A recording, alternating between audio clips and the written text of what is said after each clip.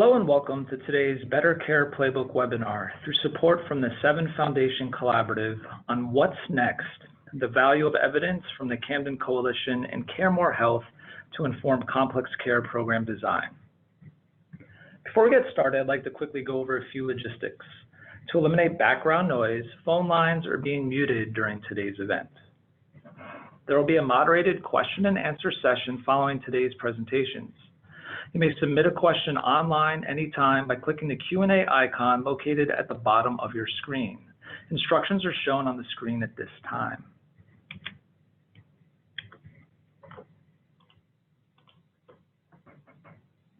Today's event will be recorded and shared publicly on bettercareplaybook.org. At the end of the webinar, we ask that you please complete a brief online evaluation that will pop up on your screen. Your feedback is very important to us, and we hope that you'll take a moment to do this. I will now turn the webinar over to Allison Hamlin, President and Chief Executive Officer at the Center for Healthcare Strategies. Thank you, Travis. Welcome, everyone. Thank you so much for joining us when there are so many other critical distractions that are otherwise consuming your time these days. We tremendously appreciate it. At CHCS, we debated the merits of proceeding with this webinar, which was planned weeks before the COVID-19 crisis hit the U.S. in the way we're experiencing it today.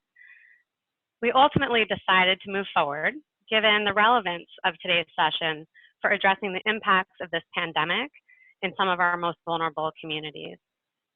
The macro context for today's webinar is that the populations of focus for our session today, specifically low-income individuals with high levels of medical and behavioral health comorbidity, and particularly those living in high-density urban neighborhoods, face some of the greatest threats associated with COVID-19, whether from a health risk or economic perspective, or in just addressing basic human needs for shelter, nutrition, and safety.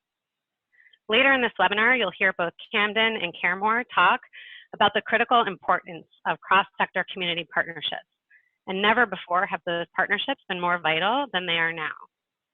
Thus, what an important time for us to come together to learn from those who have experience in building that broader ecosystem to address complex needs in a holistic way. So thank you again for being here. The micro context for our session today is the opportunity to learn from two major recent research contributions to the field of complex care. A field that has finally reached a maturity where we have leading programs investing in randomized controlled trials and supporting the development of a robust peer-reviewed evidence base. Our micro goal for today is to learn from two pioneering programs and to understand the implications of their research for where the complex care research agenda more broadly needs to proceed from here.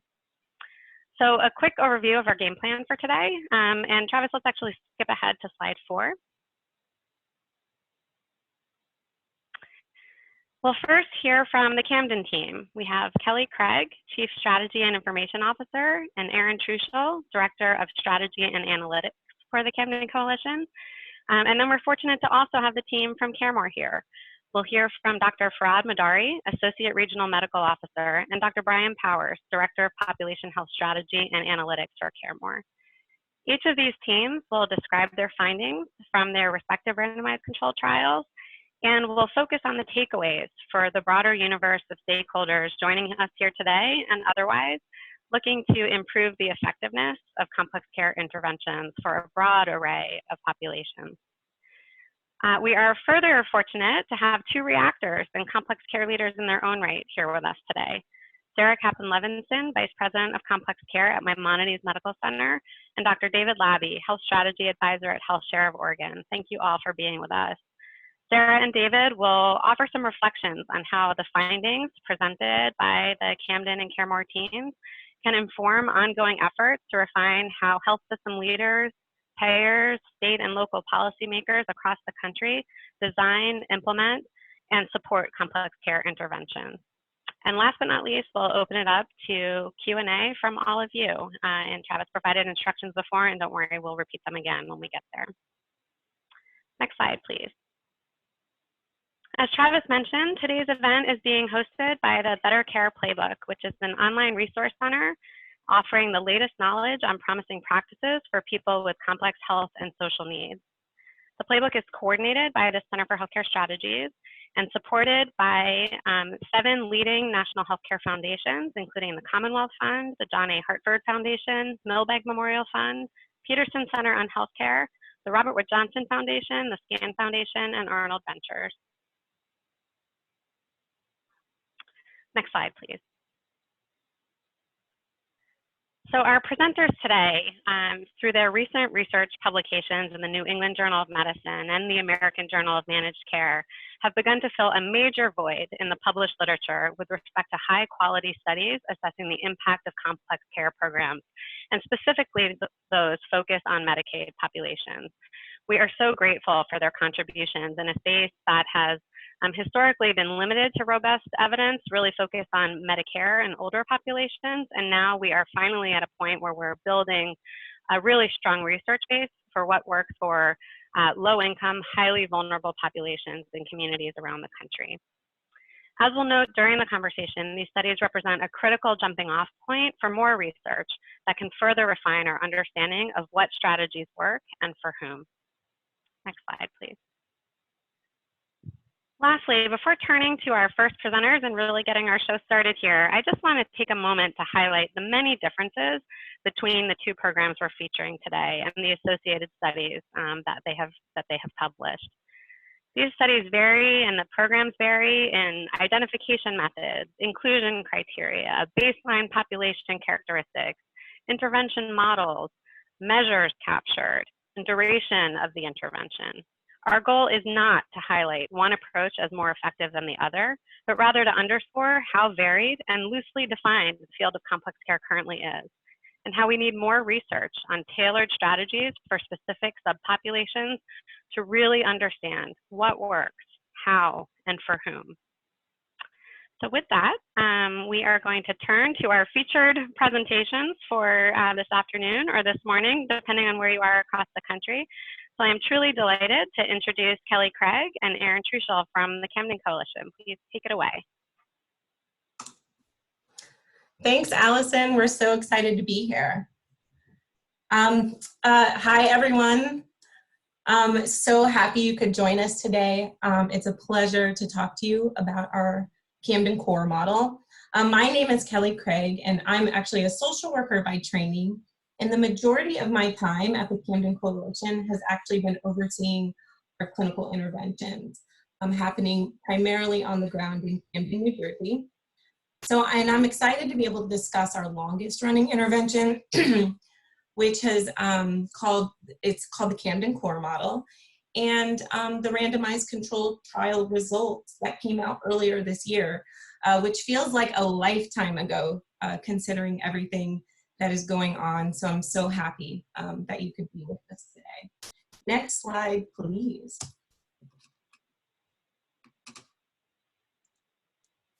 So just a little bit of context about the Camden Coalition and our organization.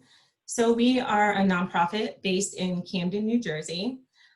It's a primarily small urban city with historically high rates of poverty and crime, even though this is definitely changing for the better. On this slide, you'll see our vision for the organization.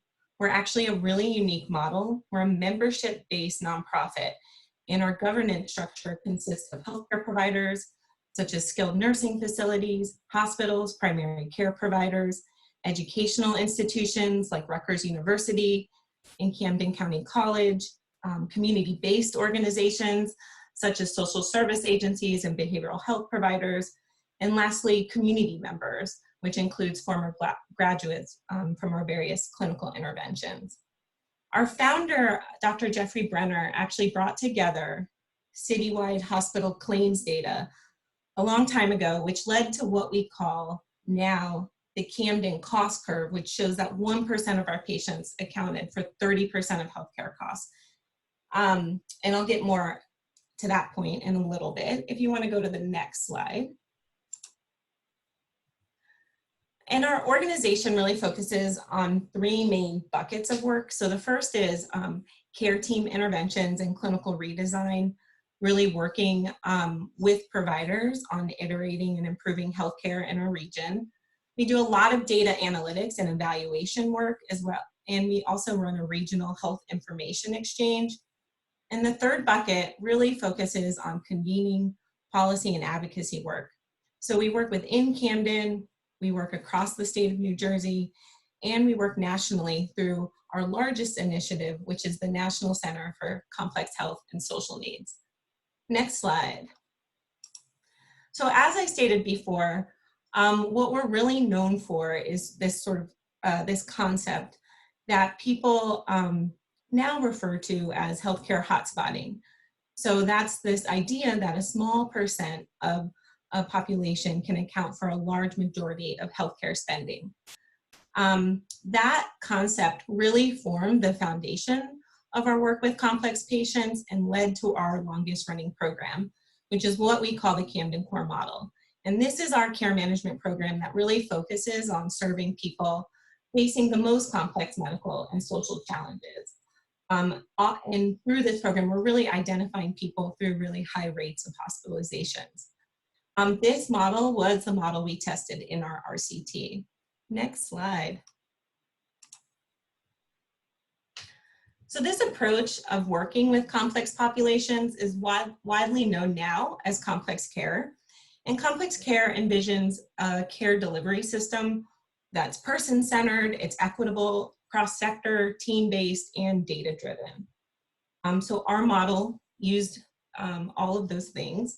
We focus on a small volume of patients to offer a high-touch, intensive intervention. It is short-term. It is centered around patient identification, hospital engagement, and then coordinating in the community. We spend very little time in the hospital setting itself. Our care team has nurses and community health workers, usually paired in dyads, and we have social work support. We've had other support over the years, but those are our main care team members. We work with patients to set and meet their own patient-directed health and well-being goals. Our program starts from a triage process that uses our health information exchange to send a daily list of patients with a baseline level of hospital utilization. From there, we use criteria to then do a chart review and identify patients that we then engage directly at the hospital bedside. We do care planning and then coordinate with them in the home and community for a varying amount of time. On average, we work with folks for about 90 days. To be eligible, folks have to have at least 2 inpatient admissions within the last 6 months, inclusive of that hospitalization at the time of enrollment, 2 or more chronic medical conditions, and at least 2 social indicators of vulnerability or complexity. So this could include polypharmacy, lack of social support, active drug use, or housing instability.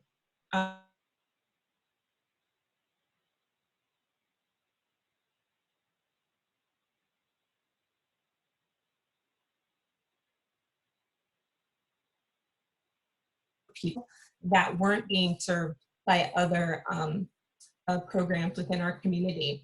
And we had seen some initial promising results and were awarded a Healthcare Innovation Award through the Center for Medicare and Medicaid Innovation. And this helped us to really increase the number of patients we were seeing and expand our staffing model, which led us to think about how can we evaluate the work that we've embarked on. I'll hand it over to Aaron now. Hey everybody, this is Aaron Trishel. I'm the Director of Analytics at the Camden Coalition and have been with the organization since 2009. And so I've seen the journey, that started with the small organization has grown into something much bigger. If we could go to the next slide, please. So prior to implementing the RCT that we're talking about today, we had conducted several earlier evaluations of our care management model. Some internal, some with external partners, and those evaluations identified some encouraging early results in terms of the variety of benefits it provided to our patients, from cultivating authentic healing relationships that improved self-efficacy and enhanced relationships with providers and their perceptions of their overall quality of care, as well as reductions in unnecessary hospital and ER use. And these findings, they fit within studies that other communities and researchers had done or were doing around care transition and care management programs. But albeit, as Kelly pointed, our program is looking at a much higher needs subset of the population. And so going back to around 2010 to 2012, our organization had a front row seat to the explosion of interest in how to better serve complex high needs populations, being fueled by a mixture of structural changes like the Affordable Care Act and greater shifts towards value-based payment models and all of the media attention that accompanied that. So as we were beginning to speak more and more with partners across the country, we knew that there was a hunger for having more rigorous evidence on how best to support complex patient populations. And as our organization was simultaneously becoming one of the leaders in this space, we felt an obligation to help test our collective theory of change, that care management for high needs populations can help lower hospital utilization using a robust methodology. So in 2013, when Amy Finkelstein, one of the leading health economists in the country, reached out to us in the midst of standing up JPAL North America in an effort to bring more randomized control trials into domestic policy, to see if our organization would be willing to be among one of JPAL's first pilot studies, we saw a unique opportunity. As Kelly noted, we had a 3-year stable funding window from a CMS innovation grant. We had a unique data infrastructure that integrated hospital claims data from across regional health systems. All that would help enable a relatively low cost, high quality evaluation. And with the JPAL team, we knew we had a strong research partner that we could lean on through the journey. And so while our care model was still evolving and being refined as we saw the daily challenges that our care teams faced trying to serve the diverse range of medical and social needs of a very highly complex patient population, not to mention the rapidly shifting landscape for healthcare delivery because of the ACA value-based payment models, we decided to move forward with the RCT in the hope that we'd produce a much needed piece of evidence to support the field of complex care. Go to the next slide, please. Which gets us to the question. So as I noted earlier, our earlier evaluation efforts identified a broad range of value that was being created through the interactions between our care team staff and our patients. And while we're always interested in evaluating all these different value propositions, we made a deliberate decision to focus on a very narrow subset of value for the study. Namely, can care management for high needs populations reduce short-term hospitalizations? This was a key question to many of our stakeholders, and by limiting or constraining the question, the RCT would become much more feasible, more affordable, and more time sensitive. So we landed on this ultimate question. After 180 days from a hospital discharge, do patients enrolled in the Camden Core model experience a lower likelihood of rehospitalization? Next slide, please. With that question in mind, we embarked on the study, enrolling over 800 patients over a 3.5-year period from 2014 to 2017. Our study population, as Kelly noted, narrowed in on individuals with very high levels of hospital utilization. The baseline inclusion criteria required 2 hospital admissions in 6 months prior, though many of our patients had considerably much more than that. The baseline level of hospital utilization, to put our population into context, was 18 times higher than the average Camden City adult population and more than 2 times higher than other patient populations that had been tested in prior evaluations of care management programs. In addition to that high baseline level of past hospitalization, our inclusion criteria also meant that study participants were highly predisposed to other social complexities, including behavioral health, social barriers that included housing and financial resources, and often lack of strong social supports.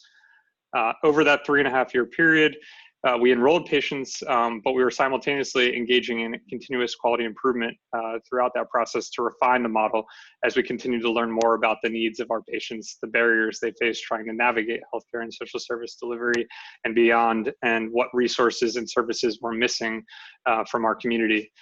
That meant that at the end of the day, we were testing the average impact of our model over the time period against a constantly evolving standard of care that was similarly iterating and evolving because of things like the Affordable Care Act, value-based payment model adoption. Our organization was in fact part of these parallel improvements to standard of care.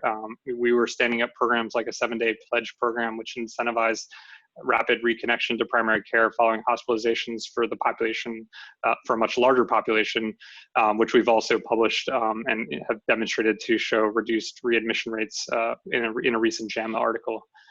If we go to the next slide, after enrolling a little over 800 individuals into the study, a remarkable achievement in and of itself. When we think about, how much work goes into engagement, enrollment, we were able to provide an answer to our question. And that was, we found that care management alone cannot remedy the lifetimes of accumulated complexity that our patients face. The decades and decades of underinvestment from our various systems, from healthcare, behavioral health, social services, education, and beyond, cannot be undone without a more fundamental overhaul to how these different domains can work together. Drilling in a little bit more, if we go to the next slide. In terms of hospital readmissions, we found that both the treatment and control groups had 180-day readmission rates of roughly 62%.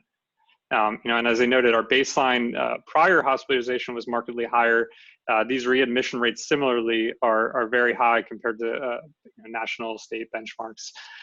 And in addition to the hospitalization, both pre and post, our study numbers demonstrate just how complex the patient population ended up being. 95% of our patients were unemployed. Over half had less than a high school education. 40% were diagnosed with an active substance use disorder. Over 60% had a diagnosed mental health condition. These are just a few of the many data points that illuminate how complex our patient population was. And while we didn't see a difference across the groups in terms of hospital readmissions, we did see some encouraging findings in terms of our ability to get high needs populations connected to social benefits. Notably SNAP, where our program helped increase food stamp consumption by 10%, a promising outcome given that food insecurity is a key social determinant and an issue we see in Camden over and over again. This finding is a testament to our ability, our care team's ability to help people navigate complicated systems and get benefits designed to help, in this case, SNAP. And you can imagine access to money and food, how critical that can be to disease management and well-being. So some a mixture of findings, and there's a lot more to dig in. If we can go to the next slide, we'll talk about what the future research that we are embarking on looks like, and I'm going to hand it back to Kelly. Yeah, so what were some of our key takeaways? Well, first, I really do believe we were successful in identifying a very complex and heterogeneous group, a group of people who could benefit from support who weren't necessarily being served by other systems or other programs. So the groups in the study, as Erin said, had twice the rate of hospital use at the time of enrollment compared to other programs that have been evaluated within the context of RCTs. So one way we've already expanded on some of that work, because it was such a broad group, is really being able to narrow in our focus on that complex patient population and be a little bit more targeted. So for example, we've since launched a program that focused on folks who were in the local jail system who also had high rates of healthcare utilization. So really narrowing in on working with people coming back into the community from a incarcerated setting and focusing in on their healthcare needs. So that's one way we've already evolved and iterated our model. Our second and probably the biggest takeaway is really about relying on strong cross-sector partnerships.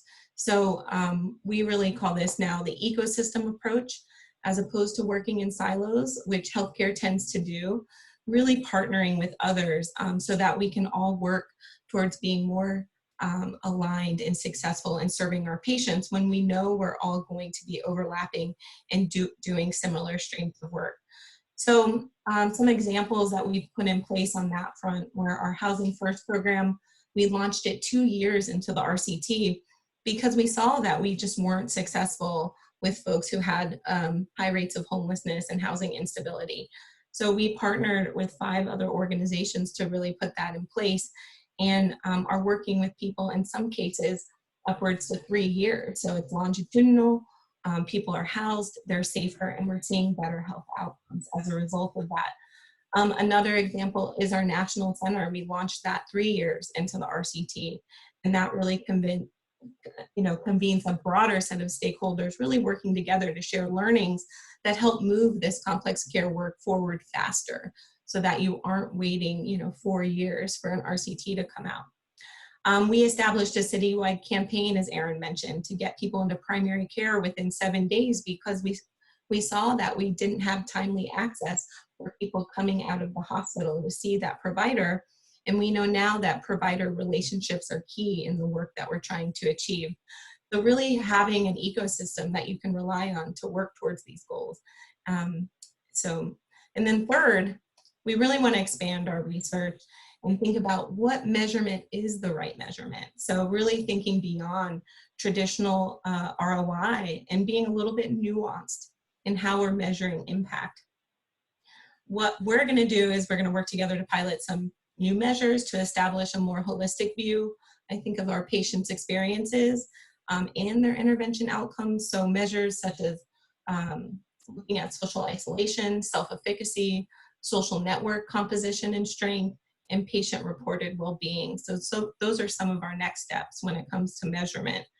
And then we're pursuing additional analyses in partnership with JPAL and the Rutgers Center for State Health Policy, as well as pursuing our own internal analyses to keep understanding and get a deeper understanding of those RCT results.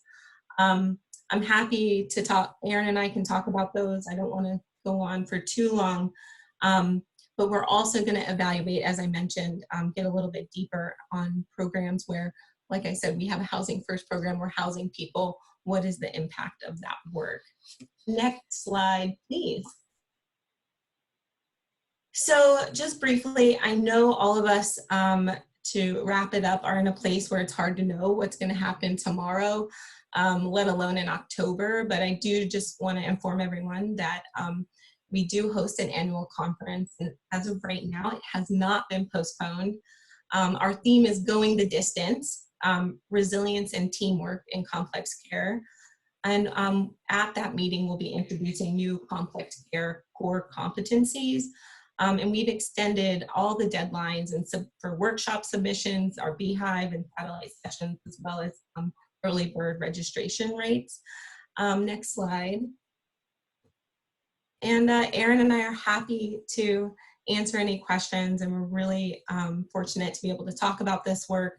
It's been a long road, but we're so proud of it. And I know we're all just so thrilled to be part of this ecosystem in the complex care community. So thank you.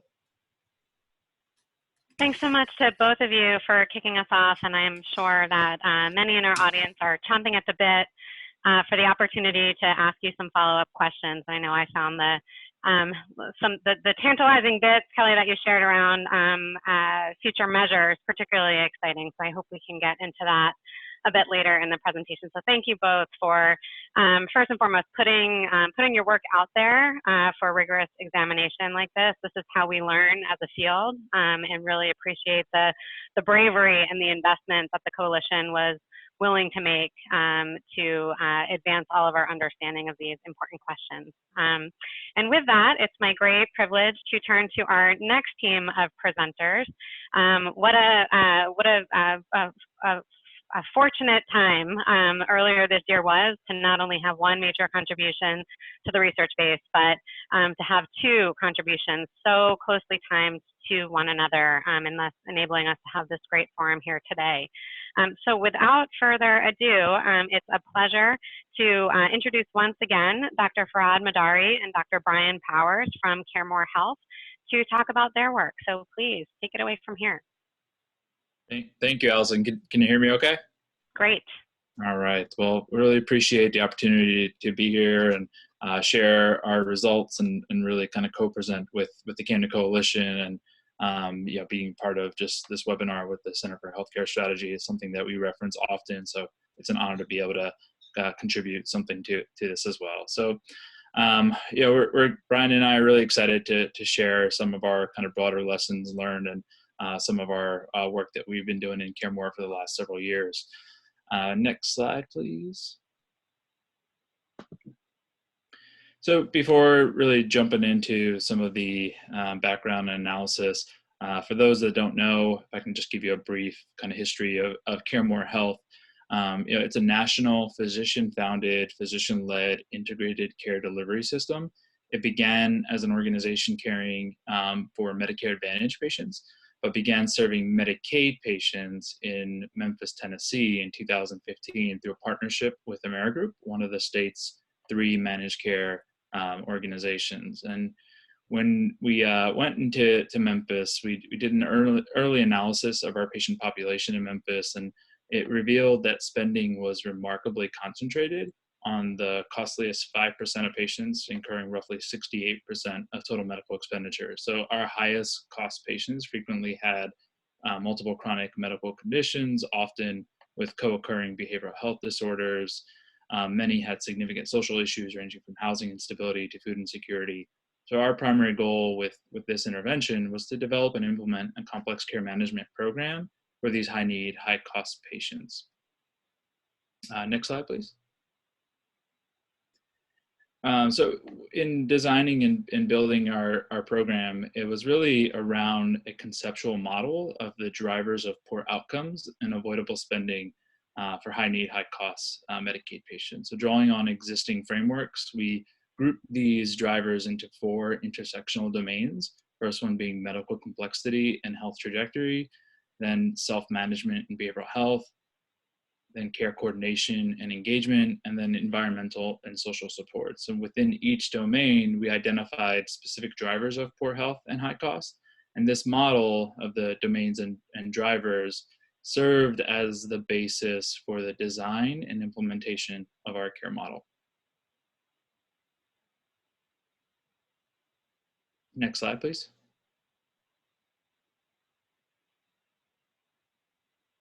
This is Brian Powers. I'll jump in for a moment here to talk a little bit about eligibility and targeting. So we put a great deal of thought into how best to target patients for this program, understanding based on prior research and our experience in the area that the effectiveness and efficiency of these programs lives and dies with patient targeting. The criteria you'll see are in many ways similar to those that were just discussed by the folks of the Camden Coalition. We had a 2-phase eligibility process. So at first, patients were required to meet 1 or more of the following criteria, being in the top 5% of the prior year's total medical expenditures, being in the top 5% of predicted future year total medical expense, or staff referral, so referral from any care team member in Memphis. Our intention here was to not focus just on historical superutilizers whose care needs we all know often regress to the mean, but try to do a better job of identifying rising risk populations. And also we wanted to harness the intuition and wisdom of our clinicians and other care team members to identify patients that were not only most likely need complex care management, but most likely to benefit as well. Patients that met one of those criteria were then required to meet another set of criteria aimed at identifying individuals, again, that would be most amenable to complex care management. This was 2 or more inpatient admissions, 3 or more ED visits, or 2 or more chronic conditions identified in the prior year. And finally, we excluded patients that we didn't feel like this specific model was going to be able to benefit. That was individuals with cognitive impairment, serious mental illness without any medical comorbidities, active malignancy, pregnant or peripartum women, or current residents in a long-term care facility. And individuals that met those 2 phases of inclusion criteria and were deemed eligible were subsequently randomized to either the intervention that Farhad will begin to discuss or a control arm. Next slide. All right, thanks, Brian. So the program was staffed by a multidisciplinary care team, and we had a community health worker, which was the first time we actually introduced this concept within the organization, a primary care physician, and a social worker as part of this team. So with guidance and support from the social worker and the primary care physician, the community health worker was responsible for patient outreach, engagement, was trained on how to do motivational interviewing to help with patient activation, and really formed the basis of accompaniment, which the foundation of many community health worker initiatives across the world. The primary care physician was responsible for providing comprehensive care for all conditions, acute and chronic. and for coordinating with the specialists within the network and the inpatient providers when there was a acute care utilization need. The social worker was responsible for behavioral health counseling and brief crisis interventions for patients with behavioral health needs, and really for coordinating referrals to social service agencies and other medical providers. Next slide. And so here you can see kind of our complex care planning and patients who were enrolled, who agreed to enroll in the program. It was a very high touch model. They were scheduled for an in-person intake assessment, during which the community health worker, primary care physician, and social worker all together conducted a comprehensive multidisciplinary assessment of the patient's health and social needs using a variety of screening tools and forms. And so using the previously described conceptual model, the goal of this assessment was really to identify and prioritize drivers of poor health and high cost in a team-based and patient-directed fashion. So together, the patient and the care team then created a tailored care plan, which prioritized roughly 5 drivers and outlined associated interventions, roles, and responsibilities. Next slide, please. So as I said before, this was a very high touch intervention. There was very frequent structured follow-up. The community health worker called patients at least weekly at a minimum to assess progress on various care plan goals, identify and troubleshoot barriers. The care team met formally every single week to review and update care plans. Patients were scheduled at a minimum for monthly in-person follow-up visits to review and revise the care plan. And then on an ad hoc basis, the community health worker or primary care physician visited patients that were admitted in the inpatient facilities or the skilled nursing facilities, brought them into the care center, conducted home visits if needed, and then the community health worker also accompanied the patients to a variety of specialist appointments, social service appointments, and other appointments as needed. Next slide, please. I'll pass it to Brian. Thanks, Brian. Touch a little bit on our results. We'll focus really just on the primary outcomes. So we looked at predominantly utilization outcomes. As a pragmatic trial, we were limited to measures that we could adjudicate easily with claims. And so we were unable to evaluate health measures directly. Our 2 primary outcomes were total medical expenditures and inpatient bed days. We saw a significant impact of the program on both of those measures. Patients that were randomized to the program, and this was an intention to treat analysis, and total medical expenditures roughly $8,000 per member per year. And that was driven predominantly by decreased inpatient utilization. Bed days were about 4 fewer per patient per year as well. We did see a slight reduction both in the number of admissions and in the length of stay, both of which are reflected there in the aggregate bed days measure. To touch briefly on some of our secondary outcomes, we saw a slight decrease in specialist visits, about 1 visit per patient per year, which to us points to maybe the more active management of co-occurring conditions by the primary care team, or just closer integration and coordination between the primary care physician and outpatient providers. So touching base virtually as opposed to having patients have to see specialist providers at the same frequency. 2 interesting negative findings. We saw no impact on emergency department visits, which is to some degree consistent with other analyses of complex care programs in Medicaid populations specifically, as opposed to Medicare populations, where there does seem to be an impact on emergency department visits. And then one that really surprised us is we actually saw no increase or no difference in the number of visits to CareMore care centers. So to us, that really speaks that it was not so much the quantity of visits, in-person visits at least, that these patients were having, but the quality of those visits, the complex care planning that Farhad mentioned, and some of the asynchronous touch points with social workers or the community health worker. Next slide, please. One thing which was actually not in the paper, but we wanted to include in this discussion, is a subgroup analysis we performed on looking at our primary outcomes, so total medical expenditures and inpatient bed days, based on the entry criteria for any given patient. So whether the patient was deemed eligible for the program based on the claims-based algorithms I mentioned, so those that were either historical utilization or predicted future utilization, or whether they were identified via staff referral. And the numbers here get a little small and the estimates a little noisy, but what you'll see here is that generally speaking, most of the impact of the intervention was clustered in the patients that were identified via staff referral, that they experienced much more significant decreases in total medical expenditures and fewer inpatient bed days as compared to patients who were identified via claims-based algorithms. Next slide, please. I want to spend the rest of the time going through some lessons that we learned thinking about our experience with this program and digesting the results from the Camden Coalition and other studies and how we've thought to or conceptualize this and put it all together. I'll start by taking the first two, and then Farhad will close with the next two. Next slide, please. So with respect to targeting and selecting patients, I touched on this a little bit when we talked about the eligibility criteria. So we targeted patients using a hybrid strategy that integrated historical claims data, predictive models, and clinician judgment. We wanted to identify the patients that were most likely to benefit from complex care management rather than just focusing on historical super utilizers who, as I mentioned, spending and needs often regress to the mean.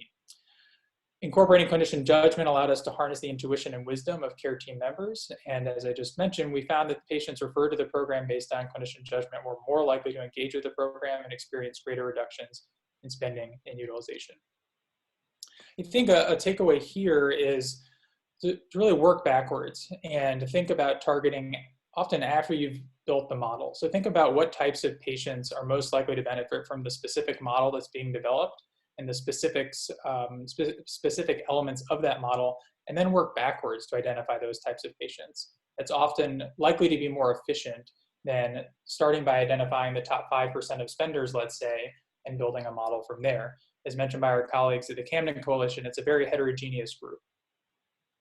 And again, just to firmly reiterate, we feel very strongly, and this is something we've incorporated to future iterations of complex care management, and really all population health management programs at CareMore, is integrating and prioritizing insights and referrals from clinicians and other care team members.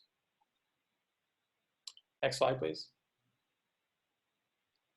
With respect to outcomes and metrics, our study and the evaluation of the Camden program highlight the limitations of pre-post evaluations. That we think that any new care model, especially those that target high-need, high-cost patients, need to be evaluated rigorously. We can't afford to invest in programs that don't work when those scarce resources could be more effectively used to improve health and well-being.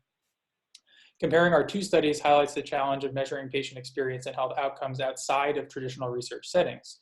As a pragmatic trial, we weren't able to evaluate the impact of the program on health-related outcomes, whereas this has been an important contribution from the Camden trial and other rigorous evaluations of complex care programs conducted in traditional research settings.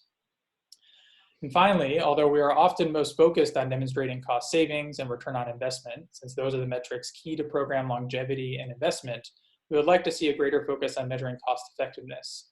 We should hold care delivery interventions to the same bar we hold therapeutics. It's okay to get more.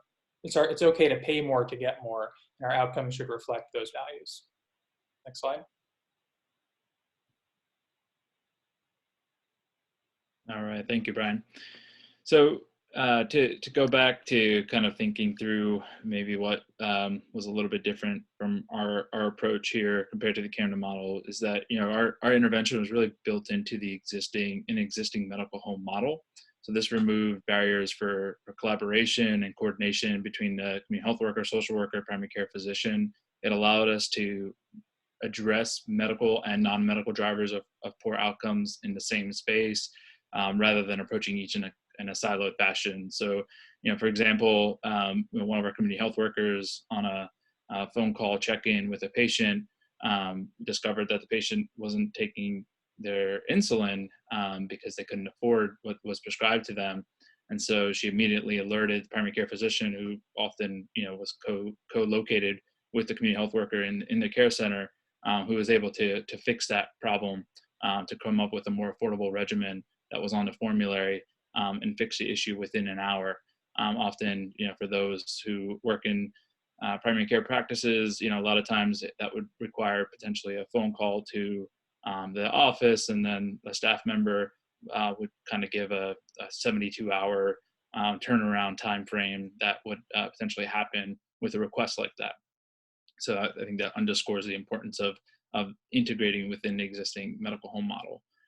Additionally, our experience underscored the important role that this community-based, really non-medically trained team member played in engaging patients, building a trusting relationship, having a better understanding, and being able to manage the non-medical drivers of poor outcomes. There was a lot of intentionality on selecting the right community health workers who are actually from the communities that our patients lived and very much reflected the populations we were serving. So in our program, this community health worker again served as really the engagement specialist. They created a safe, welcoming environment for our patients, and then we equipped them with additional training to help increase patient motivation and activation over time. So the community health worker also functioned really as the worried, engaged family member that many of our patients often lacked. Next slide, please.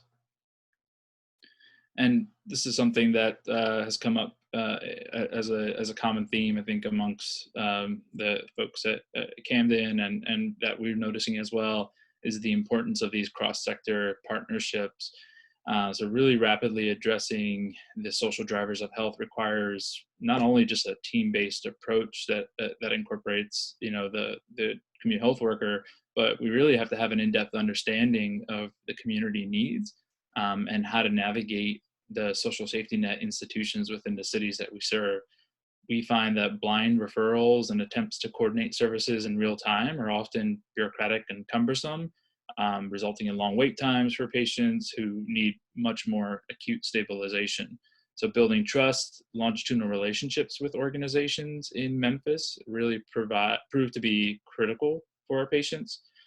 Another anecdote to share here, there was a patient that was discovered to frequently use the emergency department more for respite from his current living structure, which he felt was not safe and didn't have enough support in the group home that he was living in.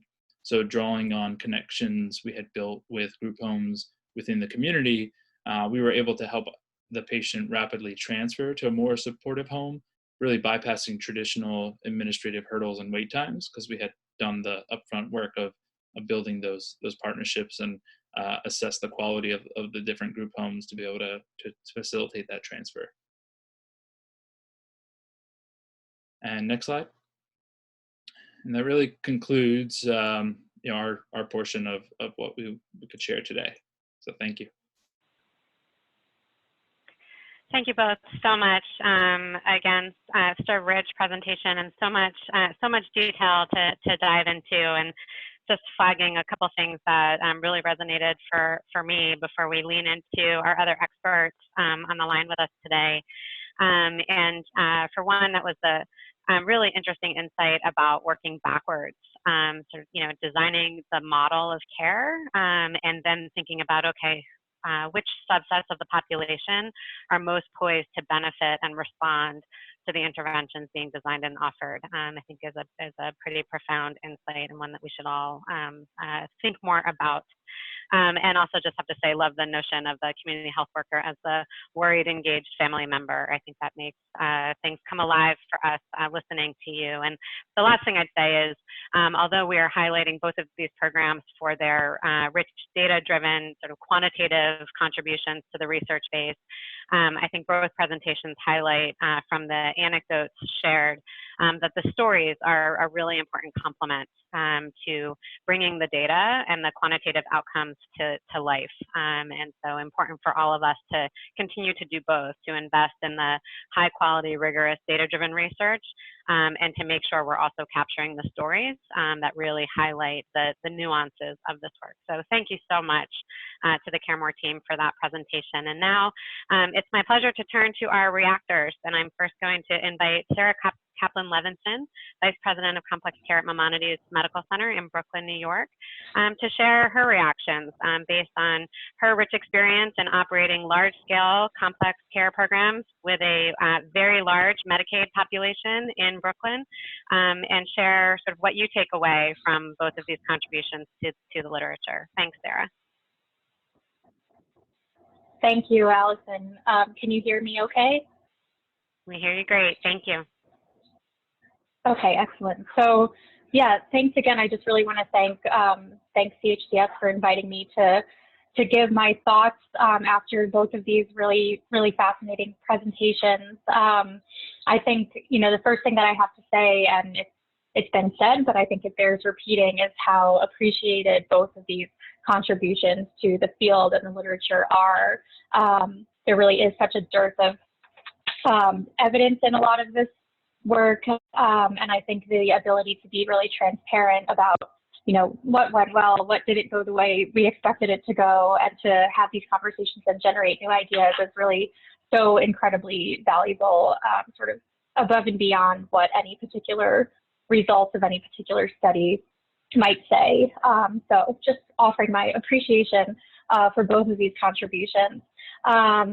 Just a 2-second background on me, so you know where I'm coming from in terms of my thoughts. As Allison mentioned, I've oversee population health and complex care activities at Maimonides Medical Center in Brooklyn. We run a lot of population health and healthcare delivery system transformation efforts across the borough, and one of our biggest programs is the operation of the Brooklyn Health Home, and that's a state-sponsored Medicaid program for people who have either multiple complex chronic medical conditions or a single qualifying condition of a serious mental illness or HIV or AIDS, who are also socially vulnerable and facing challenges with social determinants of health. And the intervention is a care management intervention. So I think a lot of the perspective that I can bring listening to these presentations and digesting all of this research is really about, you know, the ways that that particular program has evolved and developed over the past 10 years, nearly 10 years, and the directions in which we're trying to push that program now to really refine it from a very sort of one-size-fits-all model to one that's much more tailored and person-centered. I think the person-centered language is something that we all use a lot, and really thinking about what that means in terms of having an intervention that's flexible enough to look different for different people depending on their needs at a moment in time is something that still really requires a lot of thought and attention. So for me, I think, you know, there are sort of two elements of all of this, and one is really looking at that model, the programmatic elements, right? Which patients are we trying to serve? Which interventions serve them best? By whom are those interventions delivered, and with what other partners, and for what results? And then the second piece is really, how are we measuring that in a way that can demonstrate the value? And what does value mean? Of course, I think that's like probably an entirely different webinar that we could spend hours on itself, but I think there are really elements that are worth diving into when we think about how to sort of incorporate all of these takeaways into our future intervention design and implementation. We think about where value accrues, to whom, and how should all of those different entities really be contributing to the success of these programs. So I really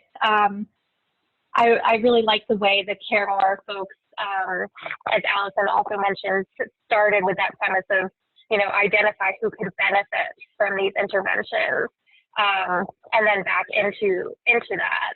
That's something that we've experienced a lot, particularly working with payer partners or others who maybe are used to coming at the data from a little bit of a different perspective, and begin with that idea of, you know, here are our most expensive patients or our highest utilizers. And those may not always be the same or the only groups that are really can experience the impact of this type of intervention. So on the one hand, I want to be careful about those who we sort of, and not just miss anyone as, you know, can't be impacted. But on the other hand, I think when we look at a lot of those folks and we see, you know, There's the very, very high utilizers, again, who are, it's really hard to avoid regression to the mean. But then there's also people who are expensive because they're using a lot of outpatient services, or they're using a lot of expensive pharmacy services. And those could be, very good things that we don't want to discourage. So thinking about, again, that cost effectiveness versus cost savings, where are you shifting those burdens, and where is the utilization really happening? So I think that's one of the things that we are really trying to do in our health zone program, is push it towards a place where there is not a one-size-fits-all model.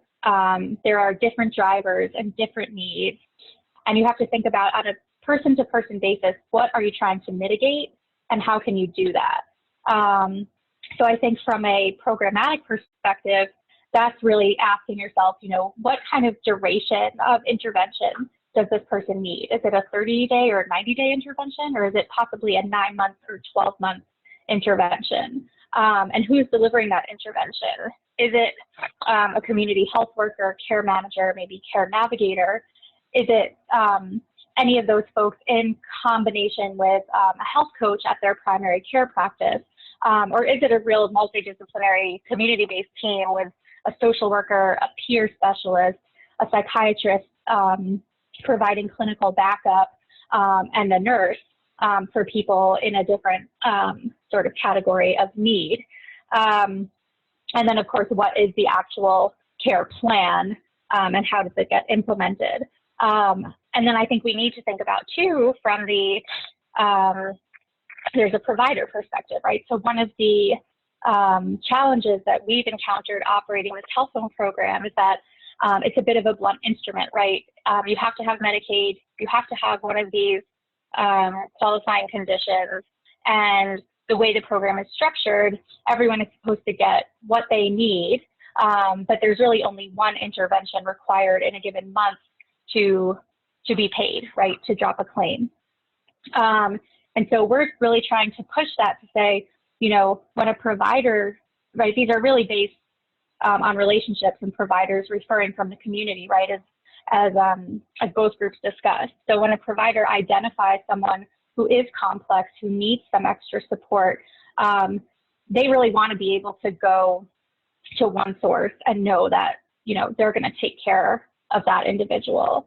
So it really becomes difficult to get those patients into program when there are lots of different eligibility criteria, exclusion criteria, and qualifying factors to say, like, well, they don't quite meet this need, and I only have this program that works in this way, and I can't quite afford to provide this service. So to be able to sort of, at least from an administrative perspective, flex and be nimble and funnel people into the program that can support their needs at that time. And then also step them up and step them down, because most people will not be at one stable level of risk, for their entire life. And if they're operating within a system that can sort of identify when they need more, identify when they need less, and keep that integrated, all the better.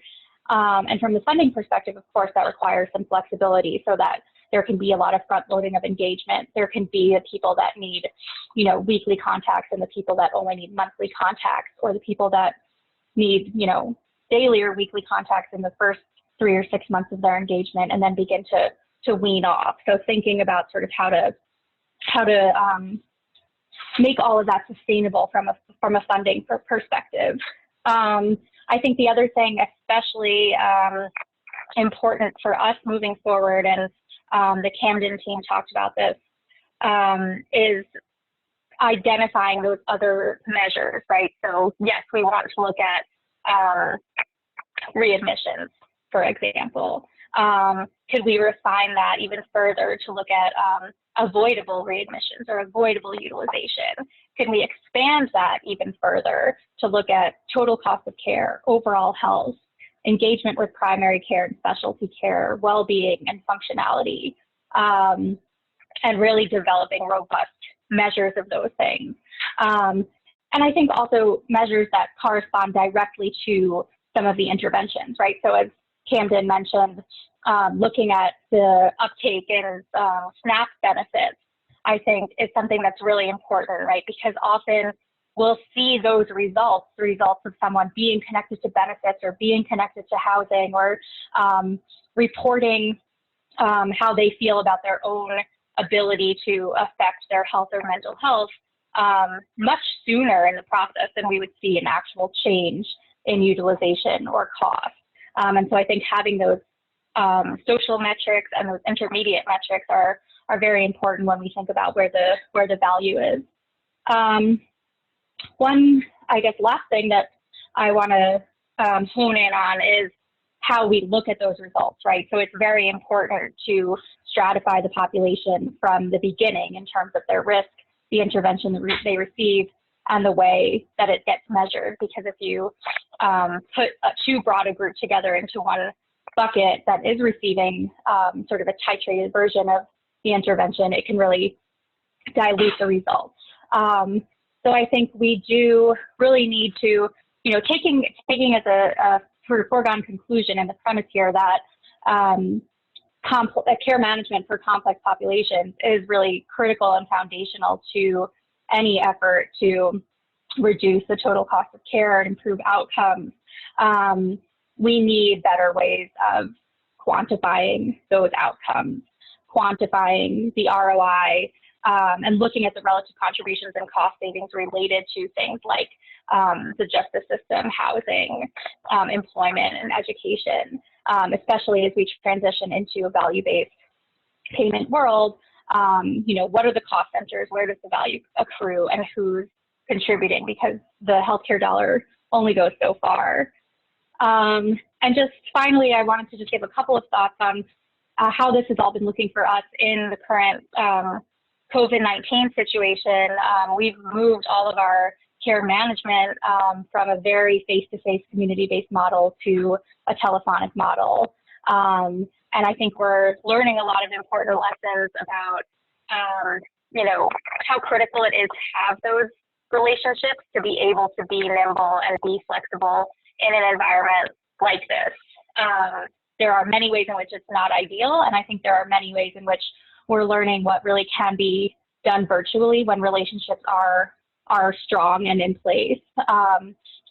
And also encountering a lot of different challenges, right? Folks, they're not just receiving their care management telephonically, they might be receiving all of their care telephonically. And we're hearing from people who, have very limited data plans and minute plans on their phone, and they're choosing not to access that care because they're worried about preserving their minutes and things like that.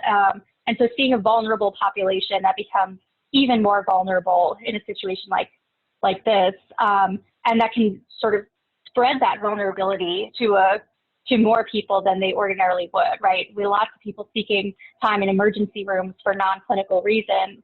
That's no longer a safe place to do that.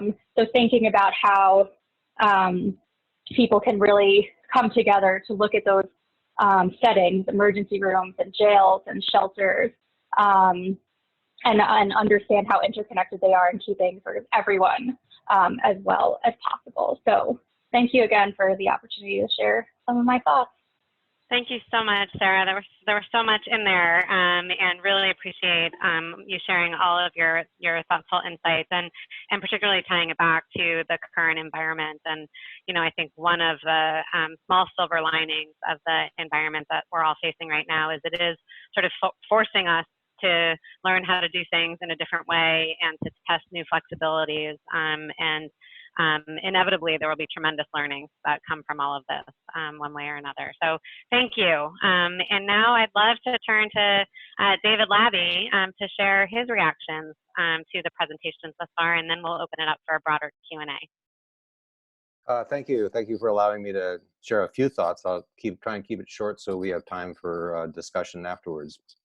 My background is I've worked in Medicaid managed care for about 2 decades now. I've seen the evolution of moving from the chronic care model to medical homes to integrated behavioral health, and so on, up to complex care. I've done a lot of work in complex care when I was at Care Oregon, and more recently worked with the coordinated care organization called Health Share of Oregon as part of the Medicaid transformation model in Oregon.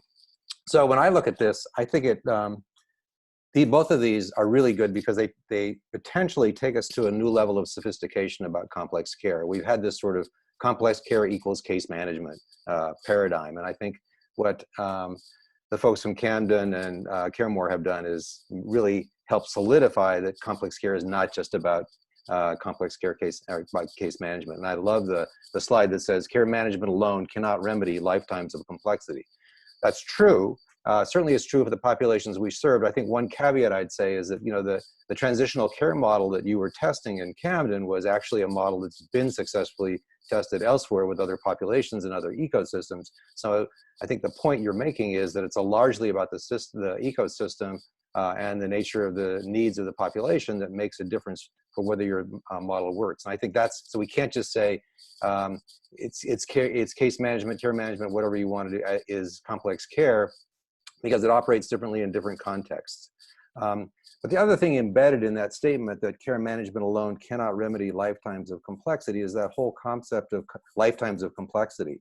I would argue that we really need to change the paradigm we think about complex care for the populations we serve, the low resource populations, as what I would call a recovery-oriented complex care program.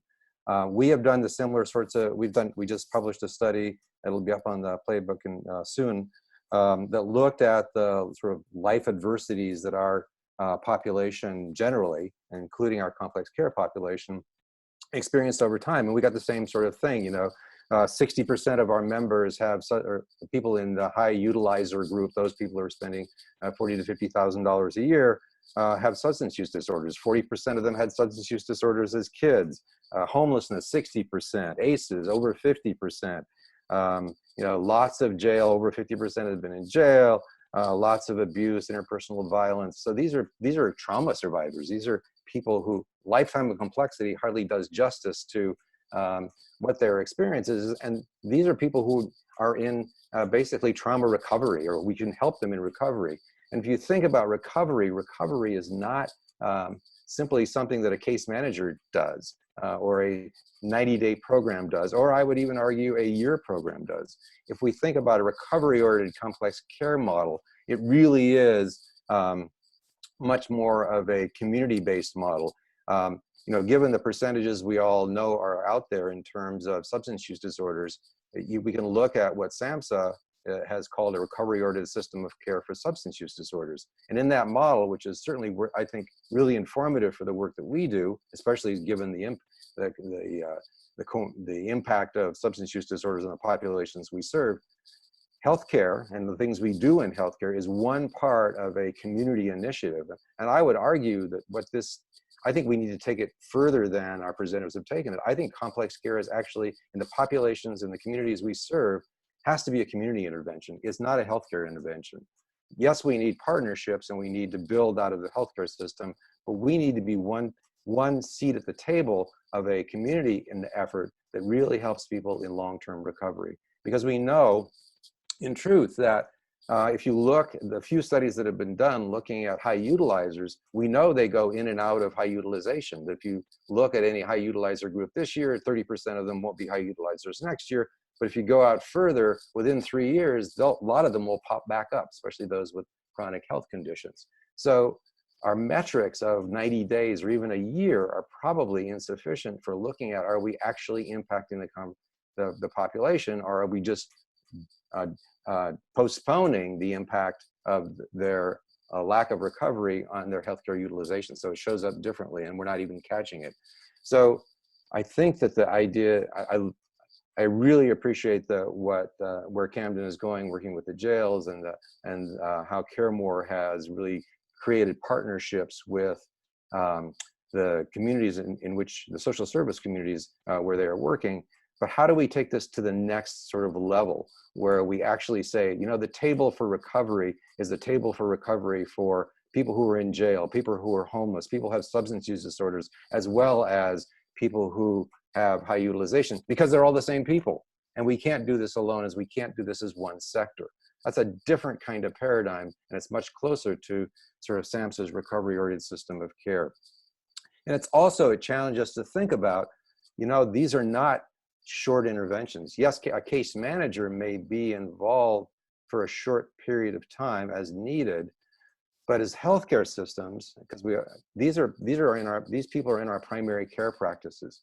So our program, if you want to think about it as such, needs to think about these populations longitudinally, so that they don't, because we know recovery has its ups and downs, and we know there is a lot of recidivism, whether it's certainly for substance use disorders, that's true.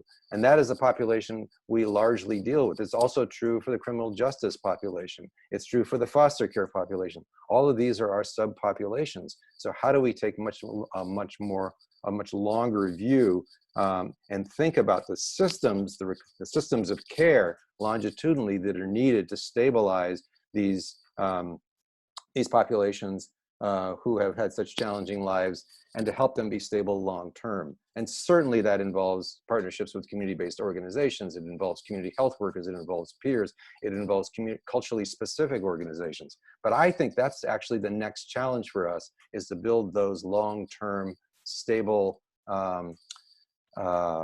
recovery systems for the populations we serve. And in communities where there is a lot of challenges with social services, such as was described in Camden, I think it's going to be a real challenge. And I think the kind of community-based work they are doing is really a model for us all, for the kind of community-based work that really needs to be the foundation for the complex care programs.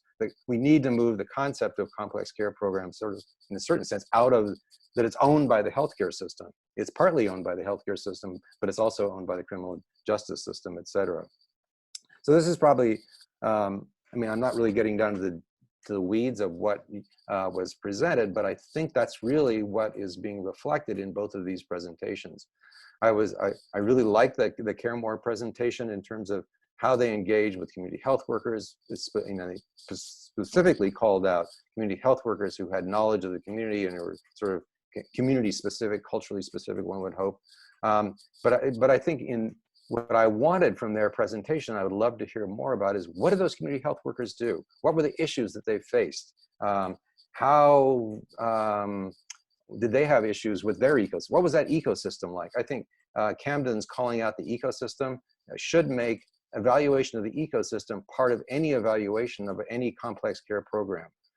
Just as we would hope that the evaluation of what are the needs of the population would be defined in any evaluation of a complex care population, because we have to be population specific and we have to be community specific to show what works. So I would love to hear a follow-up, or have CareMore do another article that says, well, what actually happened on the ground? What was the design of this thing beyond that we had this team and they met weekly?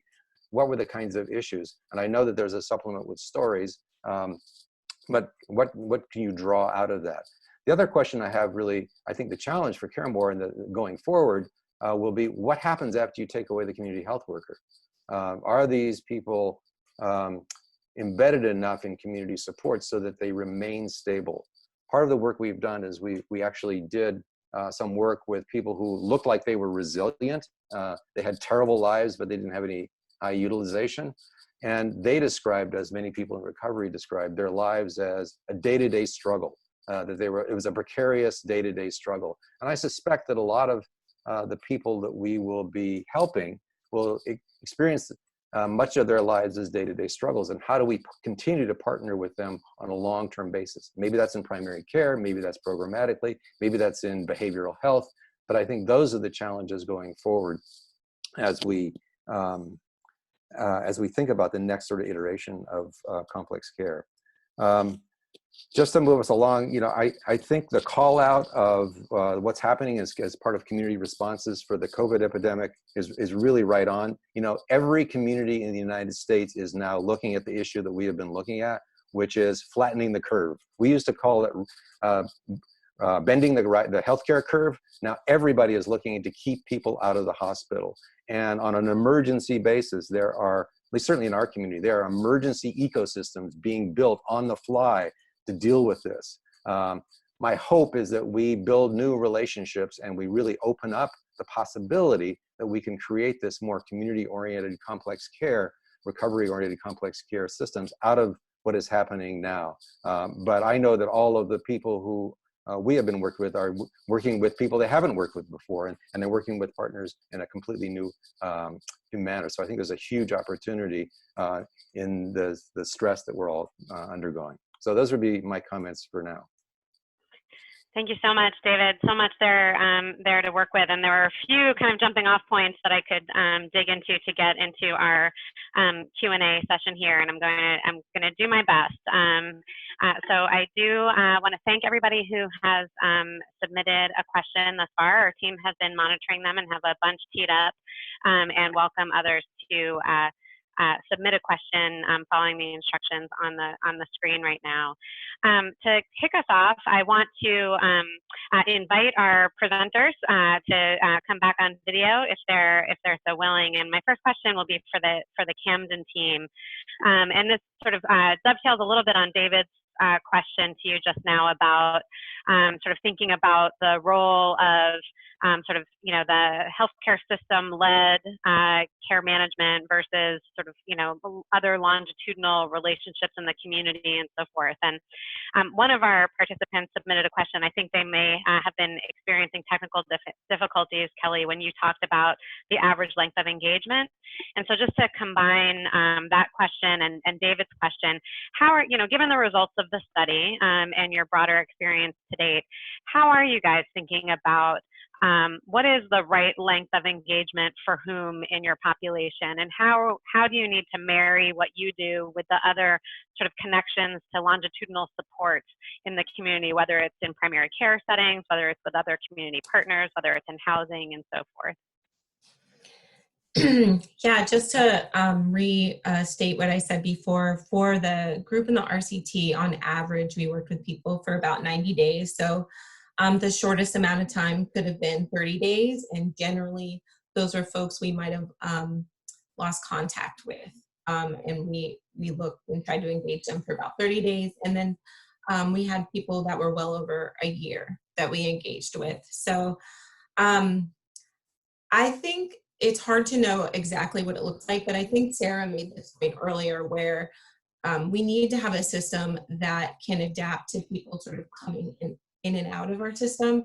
We have been digging a little bit deeper into the data, and we've seen that there is some promising sort of timelines and indicators around how early we engage with someone and how often and how frequent the contacts may be.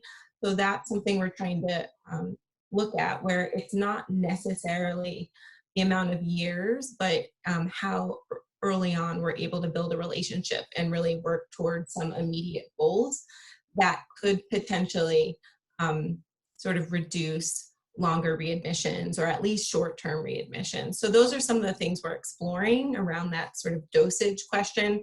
But certainly we've seen in the housing component of our work that, we've been now working with a cohort of patients that have been housed 1, 2, 3 years and are relatively stable. That is also supportive housing has its challenges and barriers, but we are trying to figure out how we can disseminate the learning from that work and show those results, because that's on a much longer term basis where we've provided community health workers providing that ongoing support that is indefinite right now.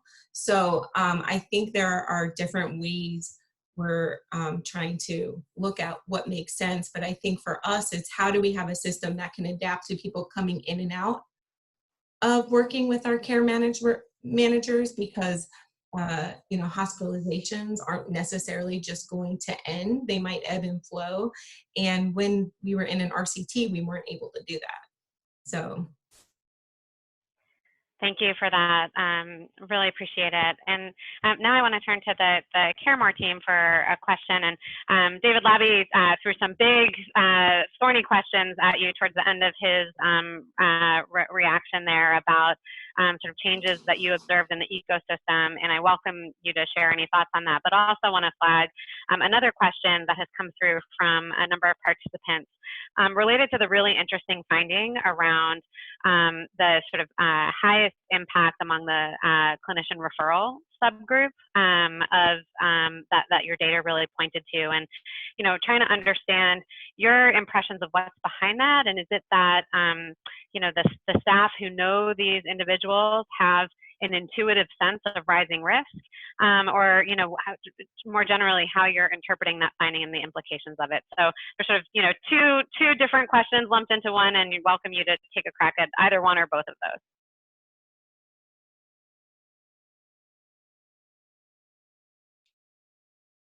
I can jump in a little bit on maybe the latter question, because I think there's been some qualitative research around the sort of overlap between physician or clinician and claims-based identification methods, and it's emerged is a sort of pseudo best practice, I'd say, with some of the folks involved in the playbook and other groups, Commonwealth Fund, and so there's a lot of sort of face validity to it as clinicians. I think Farhad and I would both say that you often, a few minutes into a visit sometimes, can even get a sense that this is a patient that lacks that concerned family member or has a high level of social risk, even if you aren't going through the dedicated screening that we did. And so it made a lot of sense to us, and I guess maybe it was self-serving. As clinicians, we like to think we have a good finger on the pulse of this. So that's part of the reason we set out to both include that as a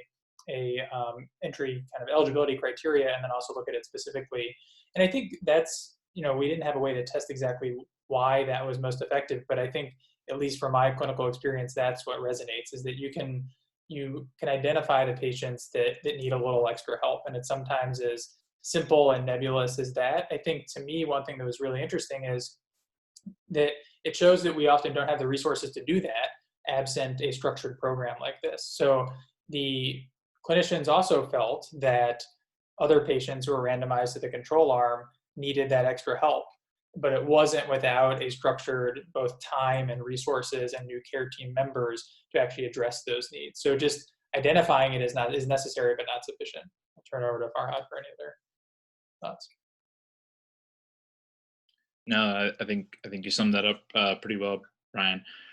I'll take a stab at some of the community health worker concept too, of what some interesting kind of reflections there. And now, we have a little bit of the benefit of now. This is, I guess, the first patient we enrolled in this intervention was probably 2.5, maybe 3 years ago. And so, we have still a community health worker on staff in the market. And to David's point, sometimes we had a patient that did really well the first year out of our intervention, more or less graduated. But the fact that probably within the last 6 to 8 months, he's kind of gone back, a little bit of alcohol relapse, gone back to the hospital for frequent CHF exacerbations. And the first person he calls, even though he hasn't called for 6 or 7 months, was the community health worker. Still had her cell phone.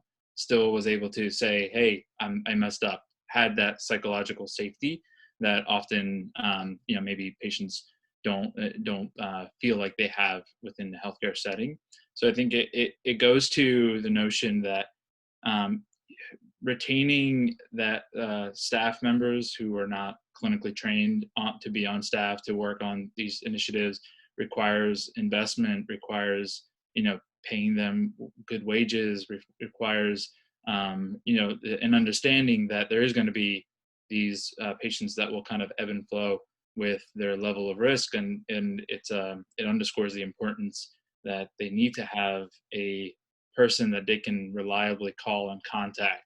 How that's scalable, how that's, I know these are challenging, it's just reflections on kind of what we've seen, post, that I think is harder to capture in a study. In terms of what the community health worker saw within the ecosystem, I kind of alluded to it a little bit in my presentation. I think they saw a very fractured system.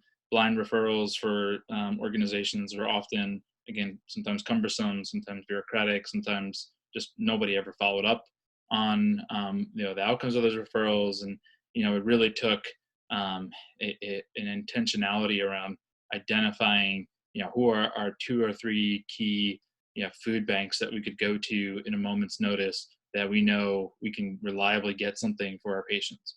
and being able to not just give a list of resources to a patient and encounter, but really hold their hands and take them there, teach them how to do it, and then that way, and the next time when they need it, they know how to do it, or try to be able to kind of coach them on that aspect. And a lot of that is that coaching model too is very much informed by what the Camden Coalition has published too. So I think there's a lot of that type of work that needs to be done when kind of thinking about navigating the ecosystem within the community.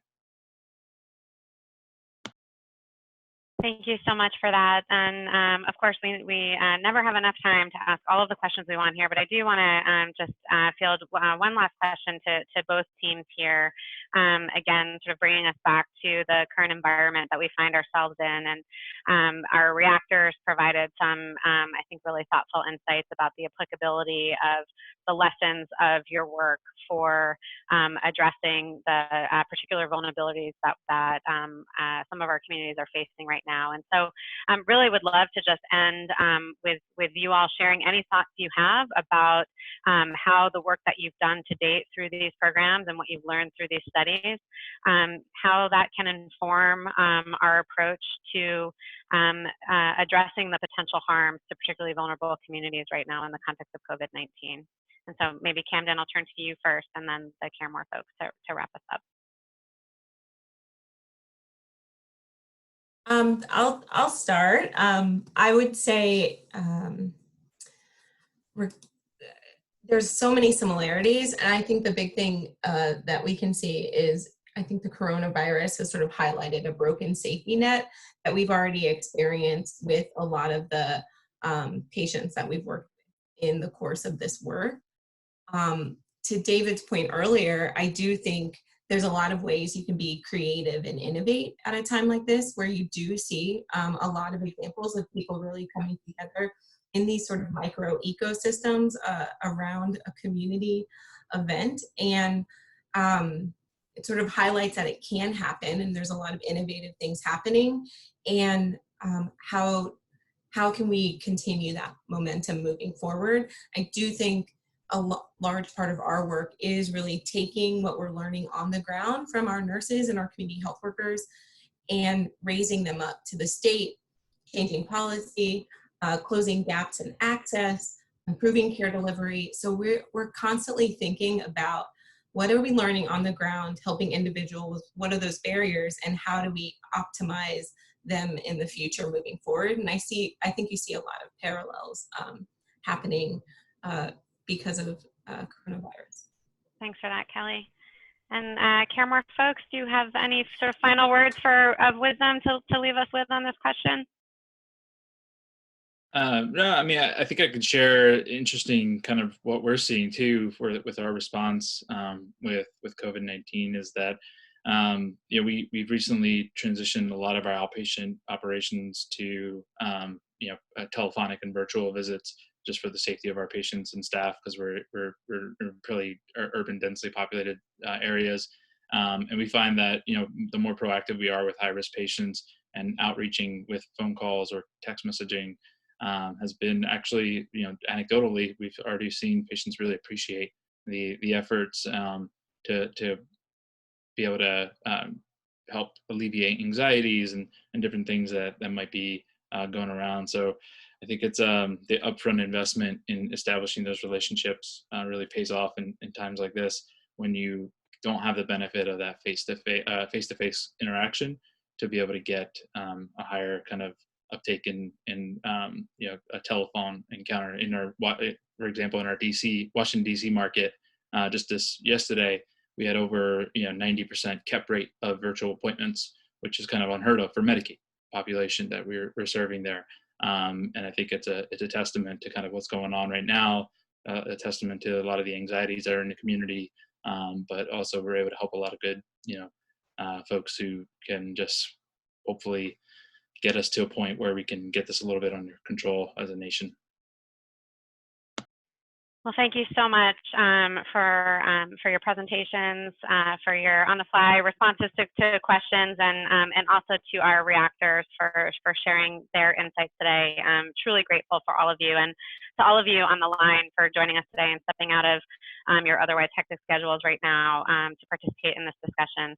I would love to invite all of you on the line to visit the playbook and in particular to share what you're learning. There are opportunities to submit content on best practices and new insights that are emerging in your work. And please do that because that will help make this resource all the more valuable for the field going forward. So thank you in advance for your contributions there.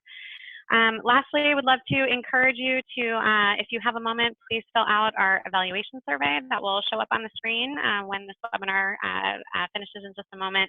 We so appreciate your feedback and it will help us make sure that the content we publish on the playbook will be most useful to you as a group. Lastly, I just want to close today by thanking again all of our presenters and reactors and to the 7 Foundation Collaborative for making this webinar possible. And once again, to all of you for joining us today. Good luck out there, and I look forward to talking with you again soon. Take care.